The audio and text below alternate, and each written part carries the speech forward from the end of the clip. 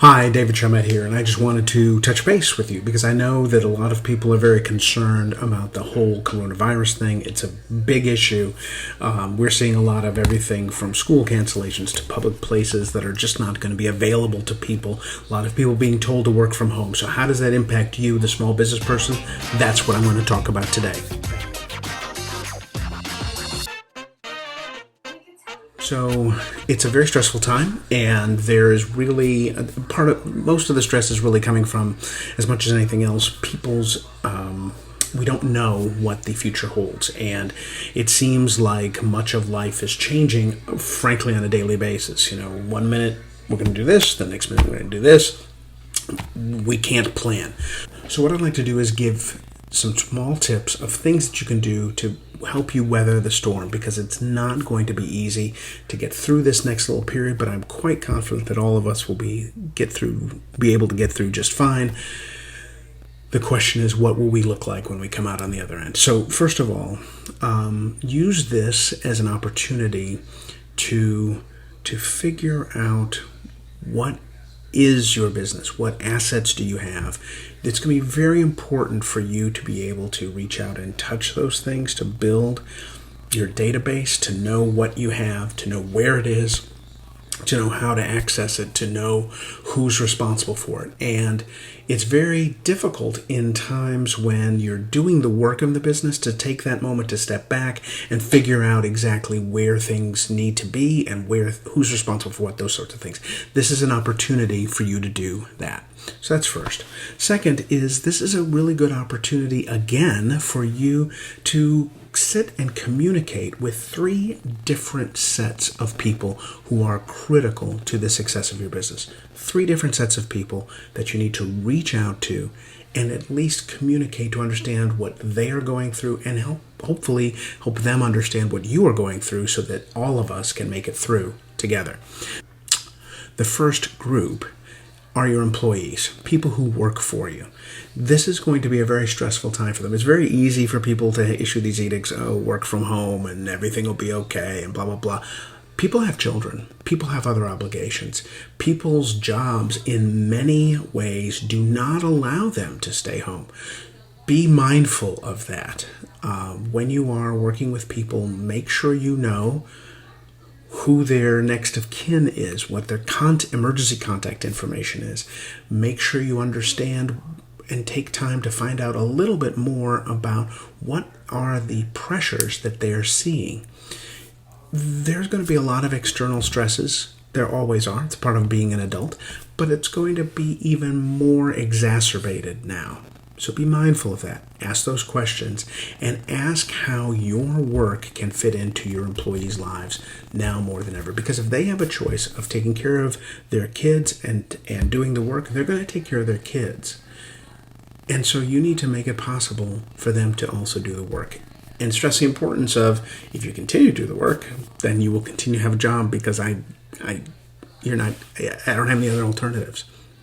The second group is your vendors, your suppliers, people who are necessary inputs or provide necessary inputs to your business. If there is a significant disruption in those supply chains to you, it will limit your ability to meet the demands of your business. It's better to know about those ahead of time. If your business is concentrated through a couple of suppliers, it is worth getting them on the phone, giving them a call, video link. Don't visit them. We're not going to be doing any of that. But get in touch with them and understand where their pressures are and how you can best manage their situation. You don't have to go in and run their businesses. That's not what I'm saying. What I'm saying is, figure out a way for them to continue to provide the services that you need in a timely fashion that will allow you to stay afloat. Now, similarly, the third group are your customers, your lifeblood, the people who are paying your bills. Cash is going to be very interesting in the next couple of weeks and months, because the flow of cash is not going to be the same. So make sure you have an understanding from your major customers how they're going to be able to pay you and when they're going to be able to pay you. Make sure that unless this is someone who you really know and you really trust and really understand their business, that you're not going to get too far behind in their payments to you. It's fine and dandy to have a proverbial handshake, not a real handshake because we don't do that anymore, but to have that kind of deal in place. But you're going to need to be meeting not only your own requirements for your own household, your own requirements for your own business, but you're going to need to be paying employees. And if that is the case, if all of those things need to happen, you need to make sure that your customers are going to continue to be able to pay you. And that also means that they continue to value your service. Whatever you're doing for them, whatever you are providing to them, that they understand the importance of continuing that work. You know, there's an old Greek philosophical concept of the difference between needs and wants. You want to be more of a need than a want. Something that someone must have as opposed to something that's discretionary. The more you fall into a discretionary side of the ledger, if you will, the more it is easy for someone to cut you out and basically go without during this time, this difficult economic time. The third thing that I would suggest is that you look towards funding alternatives. The president was on television the other day talking about freeing up money from two banks. I don't know if that's going to be completely helpful, but now, as I mentioned in other videos, is the time to leverage the relationship that you have with bankers. So give your bank a call. Have that discussion with them. The other place to look is your insurance agent. You may not have the right insurance in place. It's a lesson for another time. But if you have something called business interruption insurance, that may apply. There may be other forms of insurance that you can tap into to get necessary funding. If nothing else, you can begin that process now so that you can have some funding available to you should you need it down the road.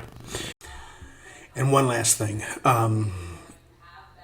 As you are taking care of your family, please remember the elderly that are out there that may need help, that should not be outside, that may be self-quarantined, and offer, if you can, some way to help them. Truly important. So if you're able to make the extra effort to go out and help others, then by all means, please do so. I hope that you found this video helpful. If you have other comments and suggestions and ways that we can help, please leave them down below in the comments. Honestly, this is just the beginning of quite an adventure we're going to be on, and look forward to being on it with you, and I hope that you have found this information somewhat helpful. I'll see you again in the next video. Thank you so much.